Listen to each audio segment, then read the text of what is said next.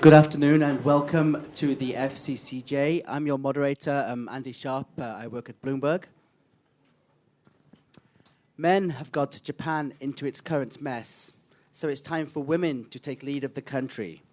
So says our guest today, Liberal Democratic Party lawmaker, Ms. Seiko Noda. Ms. Noda is a former cabinet minister and party policy chief, and in September, she challenged Prime Minister Abe in the LDP leadership race. However, she failed to get the requisite number of 20 backers, something she says was due to pressure from people close to Abe. In a recent interview, she said she would run again when Abe's current term comes to a close in 2018. She also said that Abe's shift in defense policy to allow Japan's military to fight overseas for the first time since the war could be used by militants from the likes of Islamic State as an excuse to attack Japan. She has criticized Abe for pushing through the defense bills, not because she opposes Japan's right to collective defense, but because Abe should have tried to formally revise the constitution. Anyway, she is here today to discuss Abe's plans to build a society in which all 100 million people can be active. In other words, the government's policies to cope with its seemingly irreversible demographic decline. So without further ado, please welcome our special guest today, Ms. Seiko Noda. She'll speak for about 20 minutes, and then we'll open the floor to questions and answers. Thank you very much, and good afternoon, ladies and gentlemen.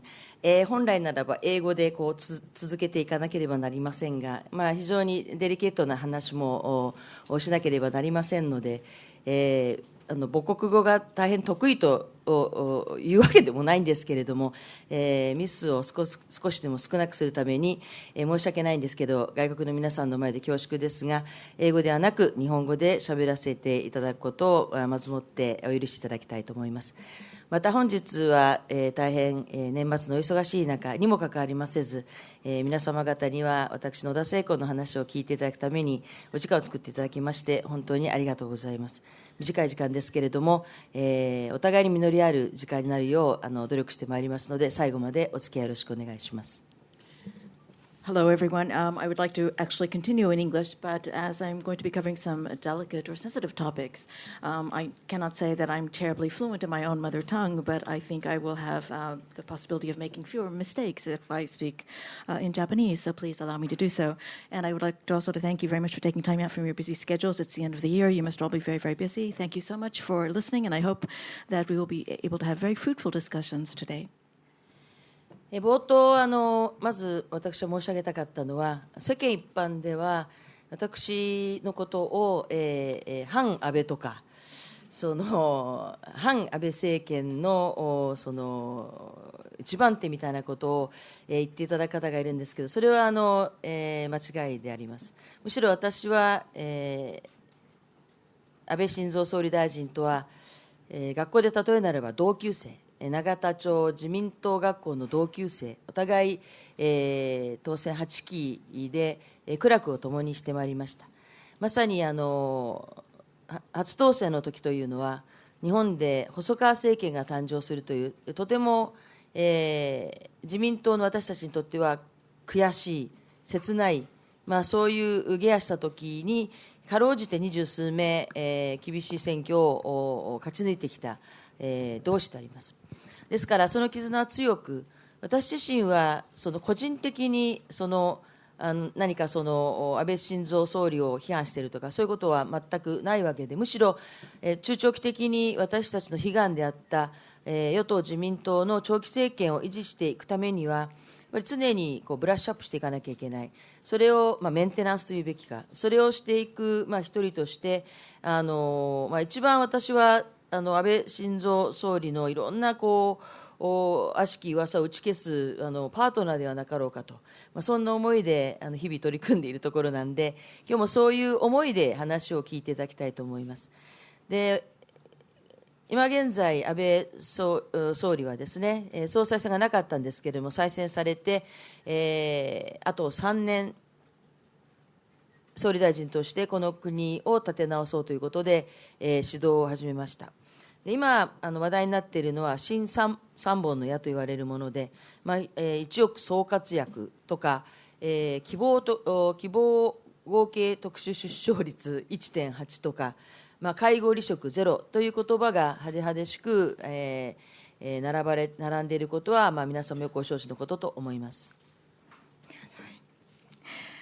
At the beginning, I would like to clarify one very important point, which is that I'm quite often regarded by many people in society as being someone who is very much against Mr. Abe, against the Abe administration. Some people misunderstand and think that I am at the forefront of the groups of people who are against Mr. Abe, but that is not at all the truth. If I were to compare myself and Mr. Abe to classmates in school, I think that we would be considered to be of the same year, same age, very close classmates.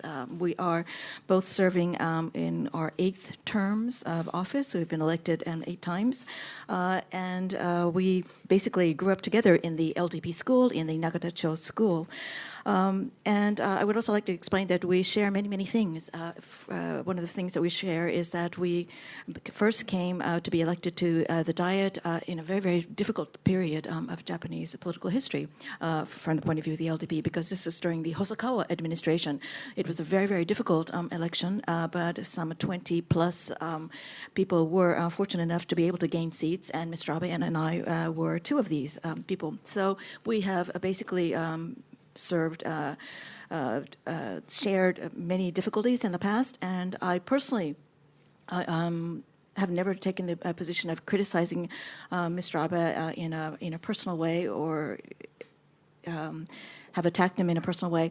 The only thing that I have been doing is that we have shared this very same vision, which is to ensure that we will have a long-term LDP-led government. And over the short and medium term and over the long term, in order to realize this vision, I believe that many, many subtle changes, many, many small changes and adjustments must be made. I refer to this as making sure that we're doing the correct maintenance work in his policies. And it is in this spirit that I make comments, and that sometimes I'm very vocal about my thoughts in regard to his policies. There are many, many negative and mistaken rumors that are about Mr. Abe in society. I believe that I serve as his partner in ensuring that all of these mistaken or erroneous rumors are actually corrected.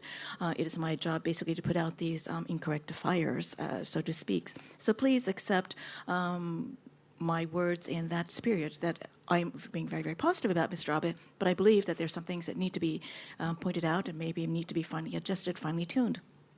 As you know, Mr. Abe, he did not go through another presidential election in the LDP, but he was elected unopposed in the presidential election, and he serves as the prime minister. He is going to be serving as the head of the LDP for the next 3 years. And as part of his new tasks, he has announced 3 new arrows, and I think you know all about them.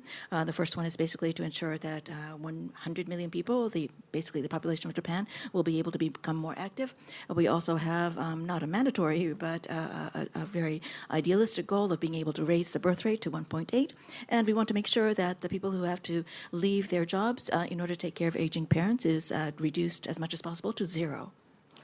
この3点に関して私はそ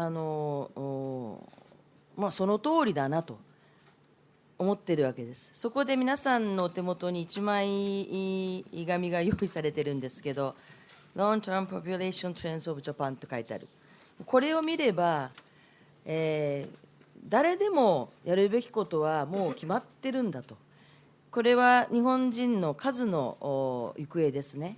で過去のその約150年足らずの間に9000万人もの日本人の数を増やした日本が100年の間に、同じく9000万人を減らしてしまうという、その古今東西、この今、世界中類を見ないようなトレンドを今日本は歩んでいるわけです。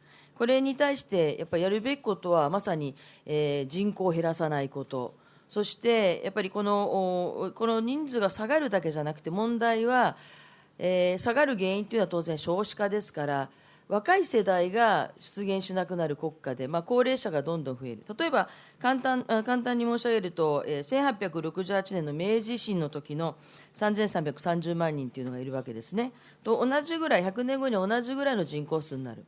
でその数だけを見れば同じなんだけど、中身を見ると相当の開きが出るわけです。つまり、明治維新の時の高齢者というのは 10% もいないわけで、だけど片やこれから迎える100年後の3000万人国家というのは半数が高齢者だという、やっぱりその様変わりの国家をもうスタートさせている。これを見た限りでは、自民党であれ、どの政党であれ、男であれ、女であれ、中高年であれ、若い人であれ、やっぱりやれる政策っていうのはもう限られてきてるんだっていうことが誰でも分かるはずだと思うんです。So, in regard to these 3 points, I think it becomes very clear what needs to be done, the challenges that need to be done. And the reason I say that is that, again, referring to this paper which has been handed out to you, if you look at the long-term projections about the Japanese population, it becomes very, very clear what actually needs to be done. To put it very succinctly, in the recent past, during a period of about 150 years, the population of Japan grew by about 90 million people. And facing the next 100 years, we are seeing population trends predict that the population will again drop by the same numbers, about 90 million people. And faced with this kind of data, it's very, very clear what needs to be done. The problems can be described in this way. First of all, we have to do something to stop the reduction of the population. We have to stop the very fast drop in the population. And we also have to look at why the population is being reduced. First of all, it means that there are fewer young children being born, which means that there are fewer young people in society. Again, to be very, very clear, please look at the chart, 1868, the year of the Meiji Restoration, when Japan was opened up to the West. Population then was 33.3 million. If you look at the population forecast for 2100, it's about the same, 30-something million. However, there's a huge difference in the contents of that 30-plus million people, in that during the Meiji Restoration, that 33.3 million, only 10% were considered elderly, whereas in 2100, that figure will be 100 years later, basically will be 50%. Nearly half the population will be elderly. Given this data, it doesn't matter whether you belong to the LDP, it doesn't matter if you belong to another political party, it doesn't matter whether you're elderly or young, or whether you're a woman or a man. What needs to be done becomes very, very crystal clear. It doesn't matter where you belong. 私はこの少子化による人口減少が日本の最大の危機を招くということを10年前に講談社というところから本を出しました。それまでは少子化という言葉すらその自民党内でははばかれるというか、それはもう個人の問題で国家が関与する問題ではないという切り捨ての中で、私自身少子化を言うぐらいだったらまず自分が子供を産みなさいっていうのは別にヤジじゃなくて普通の会議でも平気で言われた時代だったと思います。ようやくこのことにその自民党の総理大臣が気がつきというか、それを重要だということで、まず最初の政権の約束、野党から与党に変わるときに、日本の経済のみならず国の再生のためには、少子化を解決できるには女性が頑張っていただくための環境整備をしなきゃいけないんだということはまさに問えた政策で、自民党も大きく変われるんだなという期待を持ちましたし、私自身もその時に総務会長にしていただいたのは、そのシンボルたれと、つまり総務会長っていうのは かつてはその見る限りはですね、相当の年配の怖そうな顔をした男性ばかりでございまして、そういう仕事であっても女性がやれることが可能なんだというロールモデルとしての私は抜擢だったと思っています。でそれを期待していたんですけれども、最近女性の活躍という言葉が、フェードアウトされて、一億総活躍というふうになんかすり替えられてきたところに、私は若干の危惧を感じているところです。So the heart of the problem apparently lies in the fact that we're seeing a decline in the number of children being born. This word in Japan is shoshika, which means fewer children. And I believe this is the most crucial problem facing Japan today. In fact, I think many people realize that today, but I was ahead of the curve in that I pointed this out as a serious problem facing Japan 10 years ago. 10 years ago, I actually produced a book on this topic and was published by a major Japanese publisher, Kodansha. And at that time, when I tried to speak with my colleagues in the LDP or in the Diet about this problem, they would basically brush me off saying that, that's a personal, individual choice kind of problem. It's not something that the national government should be involved in. And basically, they would say to me, and not in a spiteful or harassing kind of way, that if you're really worried about the population decline, you yourself should do something about it and have children. This is not, again, said in a spiteful way, but it was said in a very rational kind of conversation way in meetings that we would have in the Diet and in the LDP. However, even the LDP has come to understand that this is truly a major problem. And when the LDP was able to return again to power, that was one of the first topics that was tackled by the administration of the LDP after it returned to power. And the understanding of even the people in the LDP, many of whom were conservative men, changed. And they realized that women did need to be supported and encouraged to be able to have children, and that policies needed to be put into place to be able to allow them to pursue both family and work. And so as a woman and as someone who had been trying to push these policies for some time, I was filled with tremendous expectations and hope that even something like the LDP could change its fundamental ways of thinking.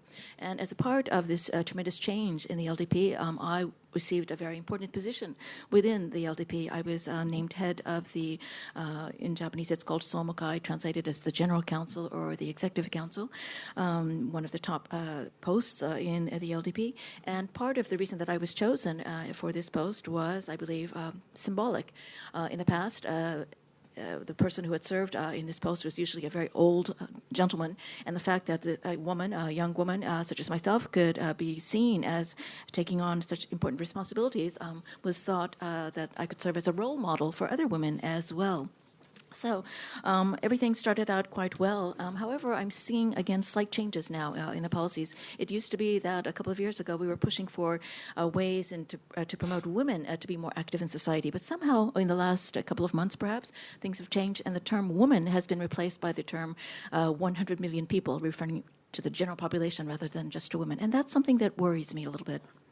これから私たち、政権が作らなければならない政策というのは、すべてこの人口減少が土台となって、ここを離れては作れないものばかりのはずですけれども、私が時々、マスメディアの人からすると批判をしているとか言われる安倍総理に対するコメントっていうのは、時々、政府なり、総理周辺の人たちがこの、いわば日本の姿の分際を忘れていろんなことに取り組もうとするときに、私は申し上げているに過ぎないわけであります。例えば、今女性政策というと、まだ日本国内では、厚生労働省が躍起となってやるわけですね。つまり福祉政策の域を超えてない。だけどもうすでに私は、諸外国のいろんな会議に呼ばれる中で、特にですね、国際金融の投資家の人たちっていうのの、これからの日本を向かって投資するかどうかの目安の一つは女性政策であったり、女性の非正規の問題であったりするわけです。つまりこれだけ社用国家に中長期的に投資をできるかどうかというと、素人の私でもこれを見る限りはやっぱり投資先にはなり得ない。それをどれだけリカバリーというか回復できるかどうかっていう視点で多くの諸外国の人たちはその女性政策を見ている。または先日安全保障のアメリカの安全保障の日本にいろいろとご意見を言ってくれる人たちとの出会いがあった折にも、私がその総理の安全保障に対してノーと言ったわけじゃないと。ただサステイナブルなやっぱり安全保障をどう極めていくかっていうのを考えたときに、この分際たるこのグラフを見ると、その若い人たちが出現しなくなる国家の中にあって、今のやっぱり力を維持できるかどうかは非常に不透明であると、そういうことを私は指摘したんだと言ったところ、そのアメリカの、安全保障の専門家の方、それは大変興味深いというふうに言っていただきました。つまりことごとく原点というか、ここに今があって、ここからこういう形をしている日本においてどういう政策を作っていくかということが、その国民へのやっぱりなんていうか嘘をつかないっていうか、そういう証なんだろうと私は思っているので、そこから少しずれたときには私は軌道修正をしていただけるようなやっぱコメントはこれからも続けていきたいなと思っています。So I believe that this piece of paper is extremely important, and people who are policymakers should always have these figures in their minds whenever they create new policies. So sometimes I know that the mass media refers to me as being very critical of some of the government's policies or Prime Minister Abe's policies. But again, I would like to emphasize that I'm not being critical of them, but I'm basically trying to make sure that they do not forget this fundamental population-related data that they must always keep in mind. In other words, there are many things that concern me when I have this chart in mind. For example, policies that relate to women and women's needs basically are handled by the Ministry of Health, Labor, and Welfare. In other words, in our country, basically women-related issues are still relegated to the idea of providing welfare to women or welfare services to women. But I think we need to take a very, very different approach. We need to take a wider approach. For example, I have many opportunities to meet people from abroad, to go abroad, attend conferences and meetings, etc. And for example, when I meet with people who are international investors and considering financiers who are considering investing in Japan. As you know, Japan is considered to be a nation that is in decline compared to its illustrious past. And so they ask questions, and many of their questions are again about how Japan intends to revive itself in the future, how it intends to build its economy. And one of the things that interests many investors is how Japan intends to deal with women. For example, how women are going to be promoted within the company, what kind of opportunities are going to be given to women, how this problem of women who are in non-standard or non-regular employment will be treated. It's only natural that it's only natural that investors would be concerned about how women will be able to be active in a society such as Japan, because otherwise there cannot be good prospects for the economy. It would not be considered to be a place that would be a good investment opportunity. And also, recently I had an opportunity to speak with experts from the United States who were very much informed about security issues. And I explained that while some of my comments about the security-related legislation that was discussed this summer were taken to be negative comments about Mr. Abe's policies, I explained that that was not my intent. I fundamentally I'm very much in line with Mr. Abe in regard to his concerns about the security position of Japan. However, my concern is, again, keeping this population trend graph in my head, I want to make sure that the security policies that Japan adopts are sustainable security policies. In other words, when we look at the makeup of Japan, we see that there are very, very few young people. You have to make sure that your security policies are one that can be sustainable in the long run, even with the different demographics that we're going to be able to see in the future. In other words, we want to make sure that what is going to be promised by legislators in terms of security legislation is going to be something that is true and possible based on actual facts. So again, any comments that I make, any criticisms that I make are fundamentally not because I'm against Mr. Abe or his policies, or that I'm very, very divergent from his policies. I just want to make sure that they don't get too off track, the people in government and the people surrounding Mr. Abe don't get too off track and forget this is a very, very important population trend. 終戦直後の日本人の平均年齢というのが27歳だそうです。現在の日本の平均年齢は45歳になっています。諸外国は例えばアメリカ、中国あたりだと37、6、7歳、ブラジルに至っては20代ぐらいじゃなかろうかと思います。それだけやはり数のみなら数だけではなく、やはり平均年齢がこれだけ上がっている国家にできることは非常に限定的だと思います。だけど、その中で最たるものが女性の政策で、やっていないことであるとするならば、来年1年はそこに集中的に特化してやってもらいたいなということを希望しています。And I believe that population, again, lies at the heart of everything. In the years immediately following the end of the war, the average age of the Japanese population was about 27. In the United States, China, the average population is about 36 to 38. Brazil, 20s. So you see that even if you have many, many people, it just isn't numbers that is important. It is the average age of the population. And when you have a population such as ours, where the average age is very, very high, there are limits to the kinds of policies that you can implement. But I think if there is one area that we have not really tackled and that we can really do something to improve, I think it is somehow to allow women to become more active in society. So very much for the next year, I would hope that the policies that the government pushes forward will be very much focused on women. これからのあと5分ぐらいしかないので解決策を申し上げると、まずは、国会議員はもとよりですね、すべての国民がこのお渡ししたグラフを理解し、コンセンサスを得ること。So I only have a couple of minutes, so I'd like to conclude. I think the things that I would like most for everyone to understand is that, first of all, I believe that not only the Diet members themselves, but all of the people in Japan basically understand and learn about this graph as quickly as possible. And I think based on these projections and an understanding of these projections, I think the people of Japan have to come to a consensus. そして、すべての政策の根本的な考え方の中に、ダイバーシティ、多様性とインクルージョン、一体性というのを踏まえなければならないということ。And I think as a result, all future policies must have two important elements, concepts that serve as their foundation. One is the idea of diversity, and the other idea is inclusion.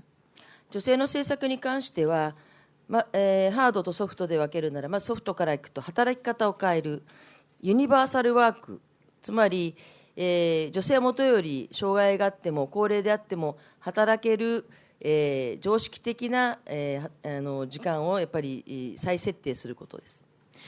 When we talk about women's policies, I think there are hardware-related policies we can take and software-related policies that we can take, or the soft policies we can take. One of them is that we need to fundamentally change the way people work. And it's not just women, but the elderly, the disabled. I think all people need to kind of reassess the way people have worked in Japan until now. And I think we have to set working hours that are considered more commonsensical, more rational. あとはもう日本の非正規っていうのは他国と違う特異性があります。景気の調整弁みたいに疲れてしまうので、これをやっぱり大きく変えることができないとするならば、同一労働、同一賃金。I think also that we have to do something about the irregular workers and their status in Japan. I think that irregular workers in Japan have been treated basically as an adjustment valve. In other words, when the economy is doing well, you can turn the valve off. And when the economy is doing badly, you can basically open up the valve. But you cannot treat people like this. I mean, you have to treat them, all treat people the same way. In other words, the concept of same wages for the same work, that must be made completely universal. ハードで言うならば、今現在も1970年代の、役割分業に基づく、労働者、すなわち3要素、男、若い、健常、これで作られた施設がほとんどですから、それを思い切って、女性、出産する等々に切り替える、そういう、形も全部入れ替えていく。そうすれば子供を産まない人も年配の人もみんなが使えばユニバーサル、すべてがユニバーサルになっていくと、そういう思いがします。And I also think that much of the structures that exist in Japan within Japanese society, within Japanese working facilities, working organizations, were basically constructed during the 1970s. And there was basically a separation of work, or separation of roles. And the fundamental concept was that the heart of the working population and the most important positions, the most important roles were going to be taken by men, younger men, who eventually would grow up to be older, more powerful men. But this has to be completely disassembled and reassembled so that women can also play a major role in the working community, in the labor force. Women, whether they are single, whether they are married, whether they are having children and have to temporarily leave and come back, I think fundamentally we have to reorganize the working space. ではそれに伴う財源はと聞かれましたら、普通は消費税を引き上げるということになろうかと思います。And of course, people always ask if you're going to change this hardware part as well, where's this money going to come from? And of course, the most common answer would be that you do something with a raising of the consumption tax. でも私はもう少しひねりを加えて、経済も活性化できるような方法を考えるとするならば、日本は国の借金がいつも話題にされますけれども、約1000兆円を超える借金を抱えていると言われる傍ら、我々個人の金融資産の積み上げというのが、1500兆円ははるかに超えているという数字が出ています。But I think that is too simple an answer, and sometimes we need a little bit more creativity in trying to devise ways to deal with different policies. I think if you're going to try to gain new revenues or gain new monies to be able to implement new important policies, then I think you should also do something that will revitalize the economy, not try to dampen it by, for example, raising the consumption tax. What I mean by this is that quite often people talk about the huge debt that the Japanese government has, that it's over 1 trillion yen. But at the same time, we must also turn our eyes to something else that Japan possesses, which is huge amount of personal individual savings. The figure is estimated to be over 1,500 trillion yen. その宝の山の半分が60歳以上の方がお持ちだと聞いています。And we've heard that of this huge amount, this huge mountain of gold or mountain of money that's available in Japan, half of that is held by people in their 60s. 投資もせず消費もしないまま塩漬けになっている、本当に微々たる利息を得るだけのものになっていることは非常に残念です。It's very, very unfortunate that this huge amount of money is just simply sitting in the banks or in their savings and not being used to somehow revitalize the economy. People in this age group do not invest their monies. They do not really consume very much. They basically keep their savings and basically are preserving their savings, and they are only trying to get a very, very tiny little interest off of that savings. それを考慮した中で、子ども未来国債とでも呼ぶんでしょうか、そういう、無記名無利息の、国債を時限的に発行して、大きくハードを入れ替えるためのイニシャルコストを捻出したいなと思います。I think taking this situation into consideration, I think maybe we can have the issuance of a new kind of bond, and if I were to name it, I would say that it could be called a Children's Future Bond, and it would be... そうなんです。So it would be, excuse だ me. からこう相続ができるという。So it would not have a name on the bond, so that it would be very easy to pass on to one's grandchildren, for example, or one's children, and it would be without any interest. It would be a temporary bond issue, but it would be something that would allow these savings to be used in a wise way. いずれにしましてもこの1年は、自分なりにも、いろいろな素晴らしい体験と、出会いがありました。来年に向けてもしっかりと、数字をもとにですね、思いつきではなく、やはり今の日本のあるがままを受け入れながら、そこで、変えていくもの、変えないものっていうのを見極めながら、我が子のためにも、そして、皆さんの喜びのためにも働ける1年としていきたいなと願っています。So I think you can see that over the past year, I've had the opportunity to think about many, many important things. I've had the opportunity to speak with many interesting persons and have been debating many different ideas. It has been a very fruitful year for me already, and so I look forward to being able to continue that next year by pursuing and proposing new important policies. Whenever, however, I make comments about policies or whenever I give ideas about new policies, I would always want to keep these population demographic figures pictures in my head.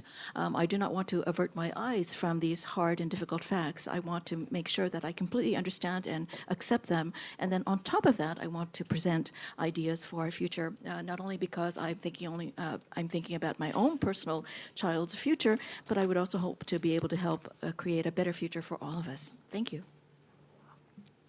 Okay, thank you very much indeed for that speech. Some interesting ideas there. Okay, I'm opening the floor to some questions from the working press first. We'll take some questions, if there's time later, from other people here. Please give your name, your affiliation, and keep your questions short. So I'll go 1, 2, 3. So Joël, you first, please.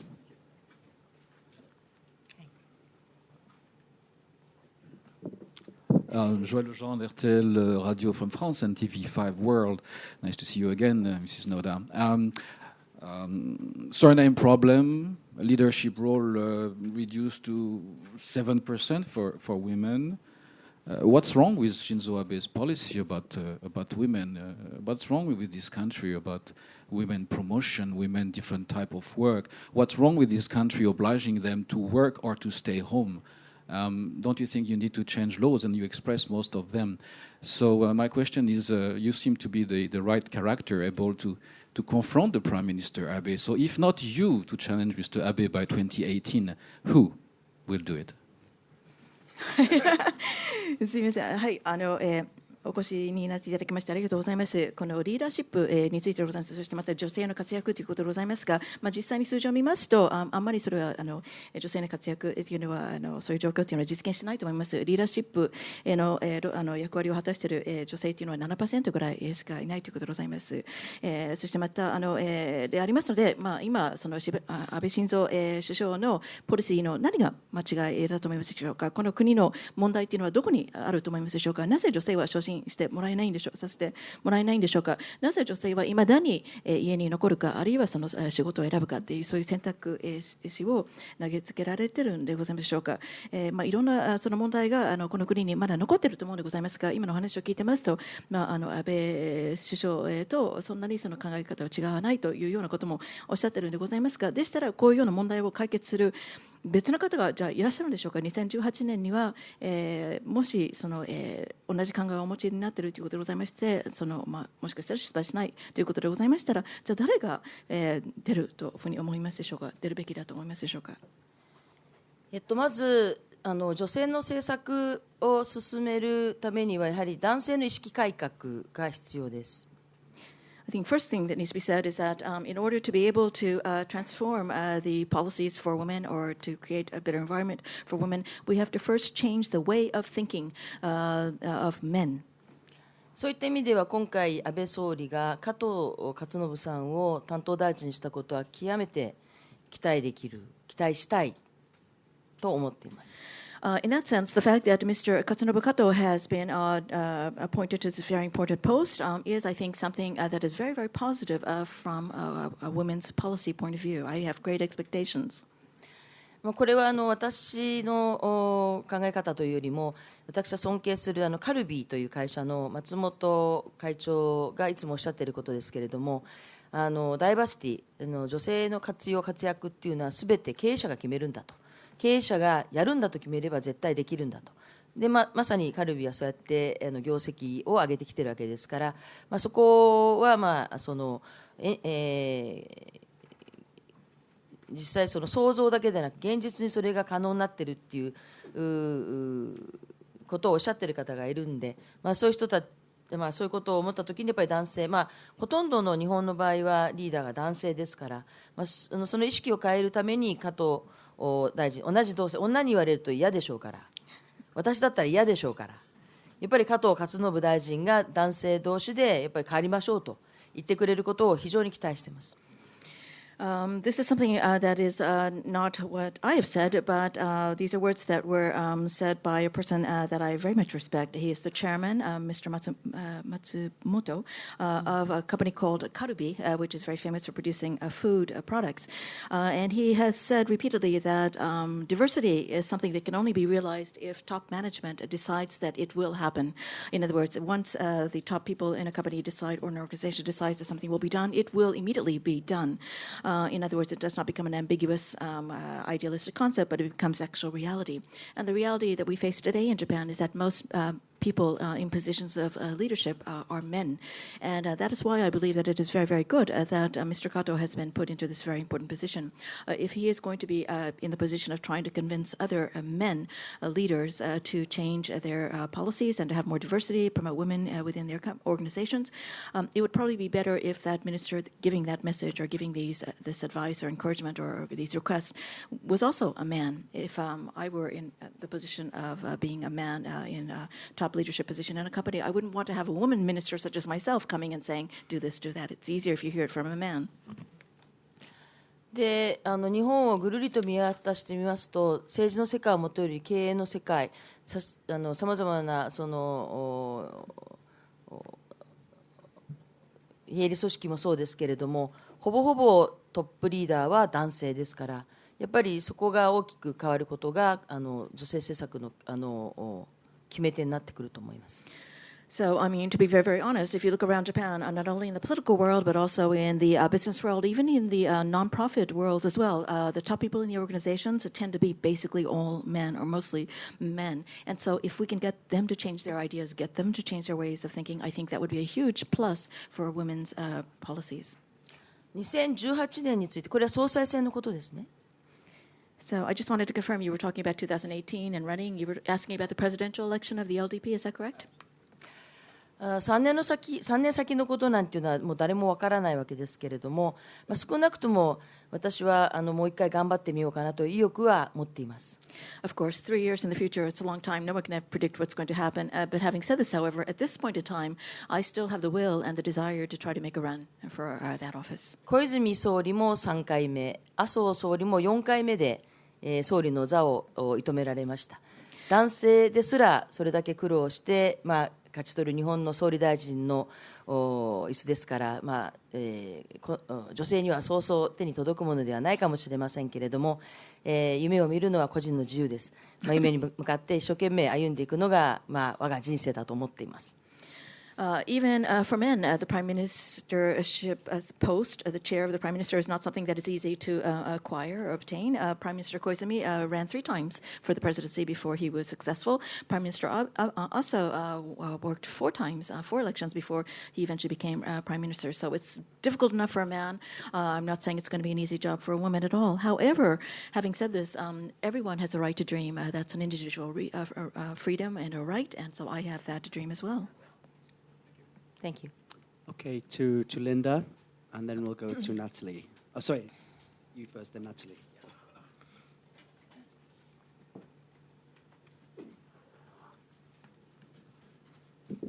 Linda Sieg with Reuters. I was interested in your comment about the necessity to introduce same wages for the same work. And it seems to me, apologies if I'm mistaken, but this is recently a key policy proposed by the Democratic Party of Japan, and I'm wondering how much support is there for that concept in the LDP? Thank you. 先ほどドイツ労働同一賃金の話をされたと思うのでございますが、もし私が間違ってたら恐縮なんでございますが、これはもともと民主党が提案した概念ではないかと思うんでございます。この考え、ドイツ労働同一賃金におきましては、自民党内にはどれぐらいのその支持があるんでしょうか。今日初めて私の政策としてお話しいたしました。本来総裁選があればそこで私の政策の一つとして皆さんに公表しようと思っていたものです。ただやはり非正規の割合がどんどん深刻化する中で、やっぱりその人たちがちゃんと生きていけるためにはその手立て以外なかなか見つからない。民主党とかそういうことは全然関係なく、やはり総合的に見た中で非正規が減らないというのであれば、これは合わせ技でやっていかないとこの国の特に若い人たちの生活基盤が失われると、そういう思いで取り組んでいかなければならないと思っています。これから仲間を増やせればと思います。というか、ほとんど良識ある人ならば、その今の非正規の現状を知っている人であればそうせざるを得ないということはご理解いただけると思います。Actually, this is the first time that I've made reference to this idea. It's the first time I've announced this as a policy that I intend to pursue. If there had been a presidential election for the LDP, I would have announced that as part of my platform.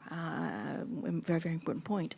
And I think the reason that I put so much emphasis on this concept is that the ratio of numbers, the ratio or percentages of irregular workers is only continuing to grow, and this problem is continuing only to become more serious, especially among young people.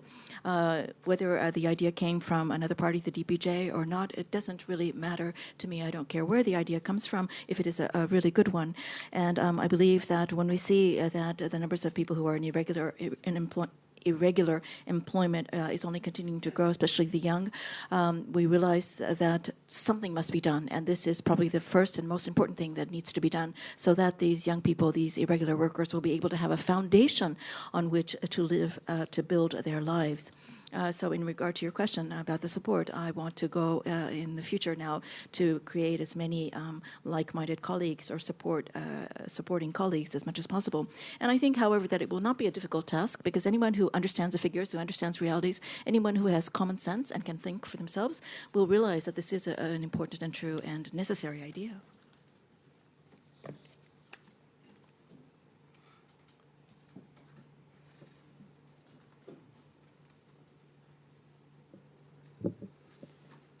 Siegfried Knittel, working for Austrian newspaper, The Standard. My first question is about immigration. What's your position about immigration to solve the demographic problem? The other question is, how would you deal as a prime minister in the working time? I think the problem for Japanese women not to have a higher position is they cannot work so long every day, because they have a family.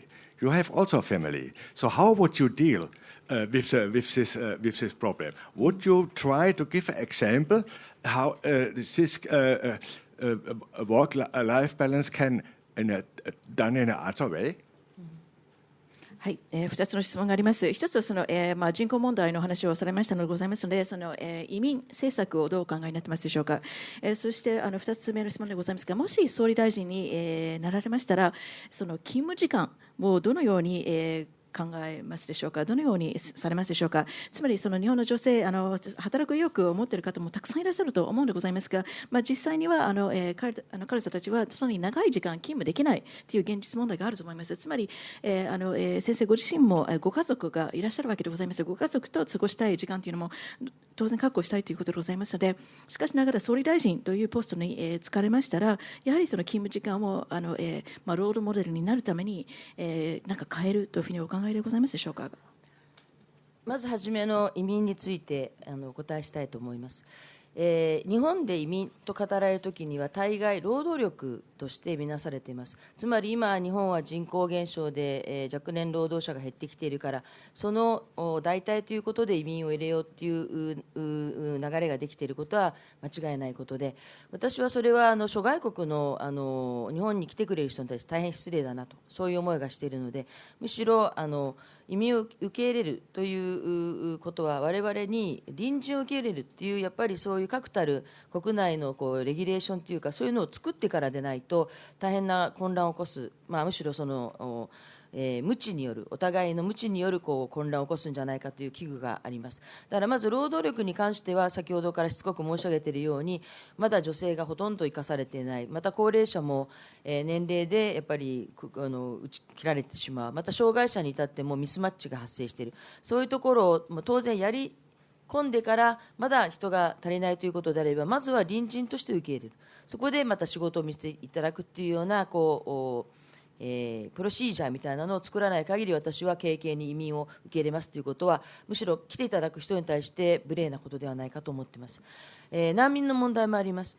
難民に関しても非常に難しいけれども、私はできれば日本の教育水準の高さを鑑みると、例えばシリアの難民の中で特に両親を失った子どもたちがいるわけですね。そういう子どもたちにはやっぱり養親の斡旋をして、そして国も失った、親も失ったけれども、しっかりと教育を受けて、やっぱり成人していただけるような、そういう日本の人道的なやっぱり強みを生かして、子どもたちを支えていければなという夢はあります。これも、あくまでも今申し上げていることで、主権の一つにしか過ぎませんけれども、そういうことができればと思って、働きかけていきたいと思います。さて、私は総理大臣になったら大変だという話ですが、実はですね、私の場合は、50歳で、今の子供を授かりました。で、普通の子供でなく大変重度な障害を持ってますので、育児と24時間の、在宅での看護という2つを背負い込んで夫婦でアクセクやってるんですけれども、そんな中で、私が思ったことは、女性のロールモデルになりたいのであれば、いたずらに働きすぎないということだと。要は、例えば今ですと、総務会長の時も、朝8時からの会議は極力出ないようにしています。なぜかというと、若いご夫妻で、小さな子供を持っている人たちは、朝の時間が一番忙しいんですね。子供を起こして、顔を洗わして、歯を磨いて、ご飯を食べさせて、お弁当を作って、お着替えを入れて、そして送り出す。この時間がやっぱり一番親にとっては、子供との触れ合いであり、そして、イリテーションの時間であり、でも、これはやっぱりその親しかできないこと、親がやらなければならないことなので、そういうところに会議を入れてしまうとか、そういう発想はやっぱりあってはならないということで、私はあえてそういう早朝の会議に出ないようにしています。ですから逆に言うと、私が総理大臣になったら、やっぱりそういう子どもを持つ女性ができる働き方を自らトップリーダーとして作っていく。朝8時からの会議はしないとか、それにやっぱり生産性を上げる意味では、もうだらだら働くことは意味がないと思っています。そういうことをやっぱり男性はそういうことを無視して働けるけど、やっぱり女性の場合はそれができないっていうことが、やっぱり現実的にその社会生活に溶け込んでいくことの方が非常に有効的だと思うので、一部批判はあるでしょう。怠け者という人もいるかもしれませんが、やはり全ての女性が働けるようにするために、そういう努力をしていけるんではないかと思っています。First of all, in regard to your first question about immigration, I believe that, first of all, we need to fundamentally put into place policies that reflect exactly what Japan wants to do in terms of immigration, and how immigrants, I think people need to think more carefully about how people should regard immigrants. The fact of the matter is, basically, the Japan business world basically has looked upon immigrants as being a potential labor force to replace the numbers of young people who are gradually decreasing in numbers. In other words, they're just simple temporary replacements. And that, however, I think when you look at this problem from the point of view of the young people who are actually coming, or the people from other countries who are coming to Japan to work, it's a very impolite, rude, terribly wrong way to deal with immigrants.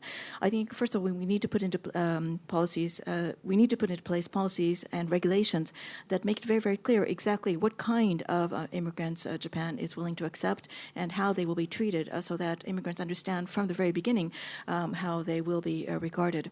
But even before that, I go back to what I've been saying originally. When we look at these demographic issues, instead of immediately jumping to the conclusion that we can invite foreign workers on a temporary basis to make up for the shortfall in the labor force, we must look to see what we can do with our own population, beginning, of course, with women, seeing how they might be able to become more active in the workforce, and also perhaps to think a little bit about retirement age, mandatory, obligatory retirement age. Also to think about people with disabilities, and think about how all of these different kinds of people that still have so much to contribute to society can actually be, with a little adjustments in organizations and working ways, be able to become more active in the labor force.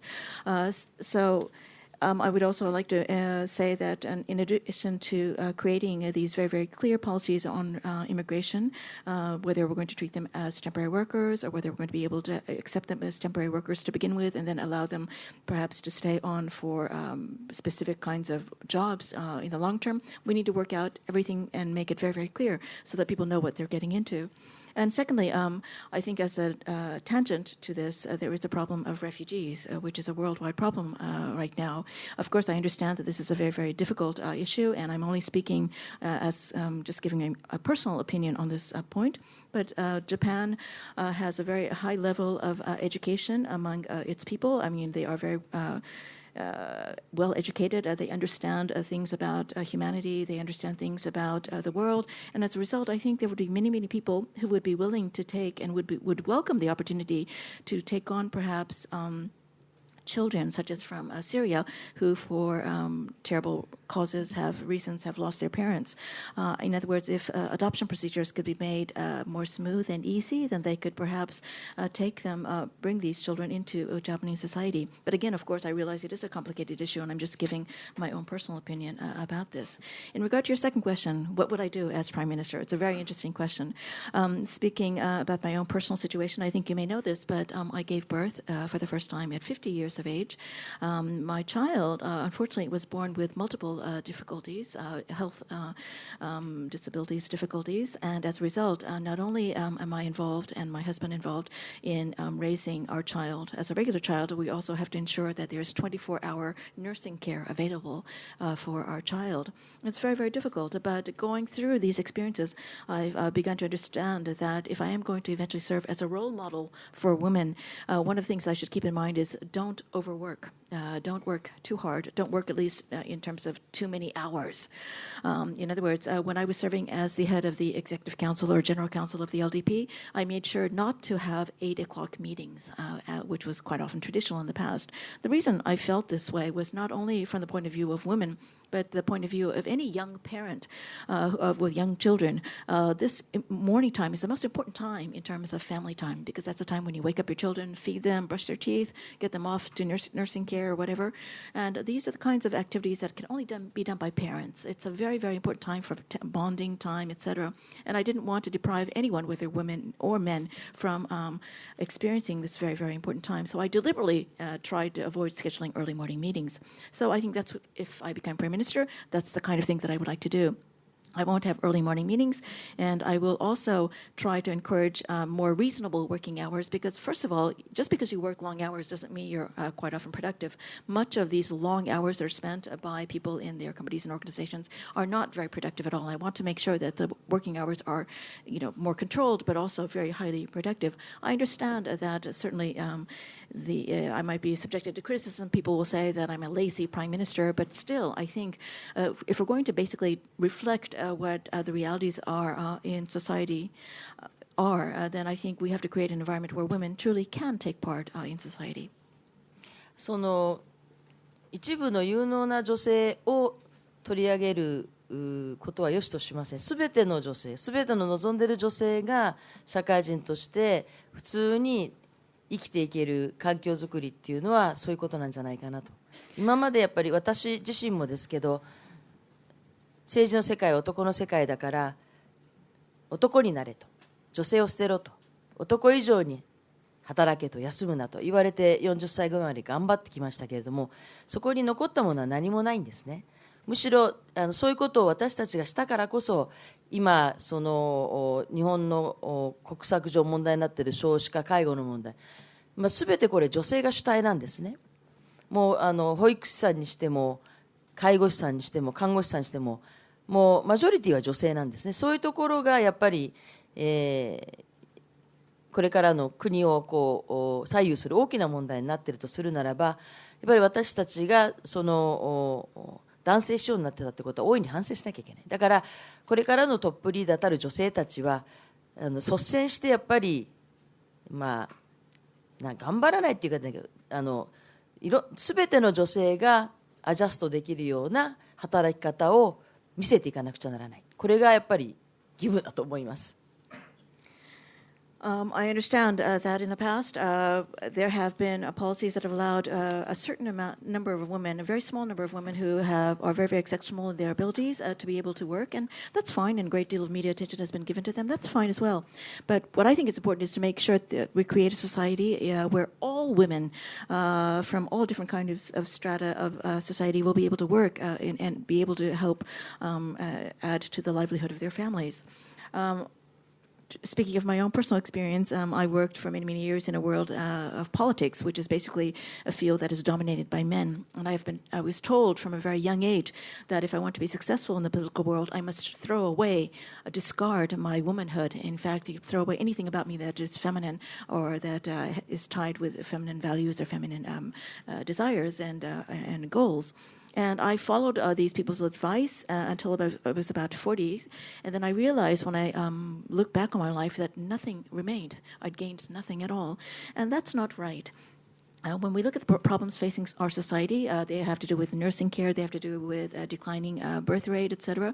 And when we see the people dealing with these problems, for example, the people who are involved in rearing children, the daycare centers, the people who are looking after the nursing care recipients, the nurses, etc. Again, in both cases, it's women who are the principals in all of these problems. And in the future, if we are going to be able to solve these problems, we're going to have to rechange society, readjust society so that these women are going to be able to work. I, in the past, did not realize that, and I worked very, very hard to try to be a man, and now I realize that I've made some mistakes. So I think I must change course and try again to be a kind of a role model.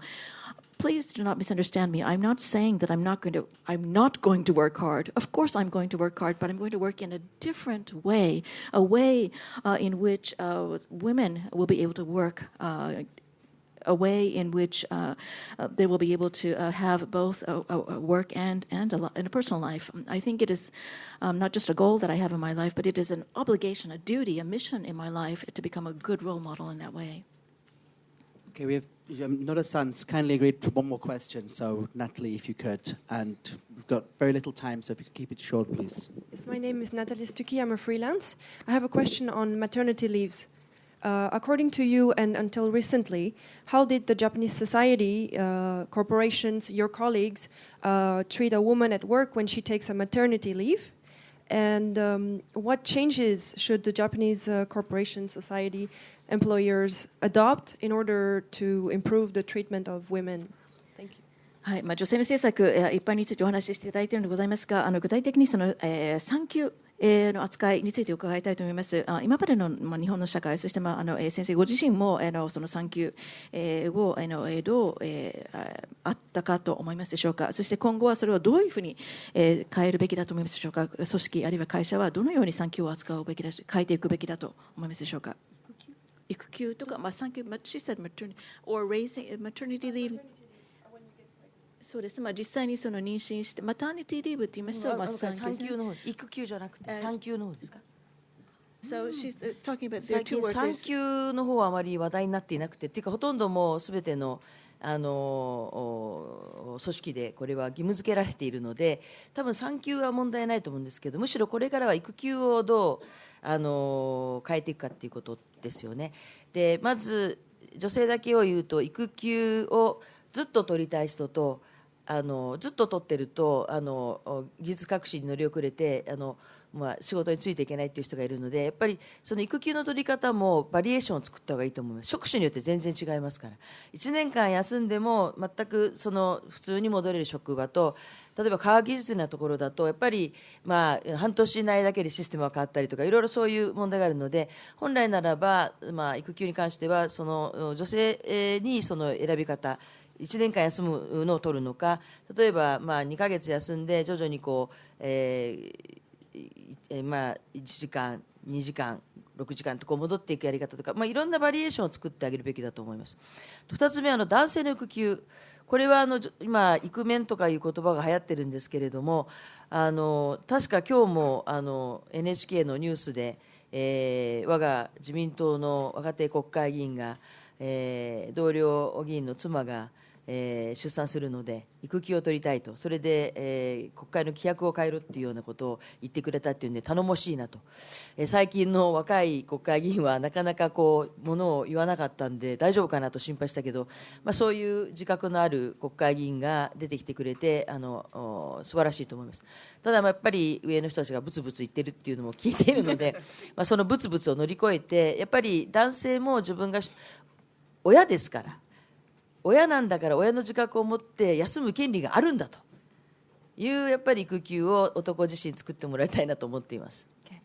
So the word maternity leave seems a kind of a narrow definition about when you're pregnant and actually give birth, and take a little time off after that. And I think maternity leave is no longer a big issue in Japan because there are laws put into place, and companies and organizations have to abide by these laws. What is, however, the focus of debate now is the longer. So, how much time do you get off after you have produced the child? In other words, the raising of the child leave, ikukyu, and how much time should be allowed. And I think what we need in the future is to create different policies so that people can choose. And these choices can be very diverse, and it can also be diverse according to the field that you're in. For example, it might be that in a certain workplace you can be away for a year to raise your child, and you can still step back into your former position and still continue with your work. But there are other kinds of fields, for example, that are very technical, science, technology related, where if you're away from the workplace for 6 months, the whole system has changed and you can't really recover, you can't get back on track. So I think depending on the situation, I think there should be many choices. It might be that there are some places, again, as I said, you could take off a year, and there are other places where you can go away for 2 months, and then you can come back, but only do an hour a day or 2 hours a day, and eventually increase that time. Another main topic in this regard is not only for women, but for men being able to take time off to raise their children. A kind of, I guess, extended paternity leave. And today there was some news, and I'm very happy about this news. There was a young Diet member who belongs to my party, the LDP. His wife is also an LDP Diet member, and his wife is now pregnant. And he applied to the head people in the party to change the statutes so that he would also be able to take some time off after their child is born. And I think it's a great thing because I was kind of worried that young Diet members nowadays don't really speak up and say their opinions. And we see, however, that there is this young man who wants to speak up for the values that they believe in. I think it's a great thing, even though I've heard that some of the older people in our organization are complaining and sort of muttering among themselves, that we have to go beyond that. We have to conquer such people. And because after all, we have to realize that children are not just simply the responsibility or the belongings of the wife, the mother, but also of the father. They're both parents. Okay, I think, Teddy, we've gone a little bit over time, sorry. So maybe you should have put your hand up earlier. Okay, anyway, Noda-san, thank you very much for coming to the FCCJ. Could we give a round of applause, please? And here's a complimentary membership for 1 year.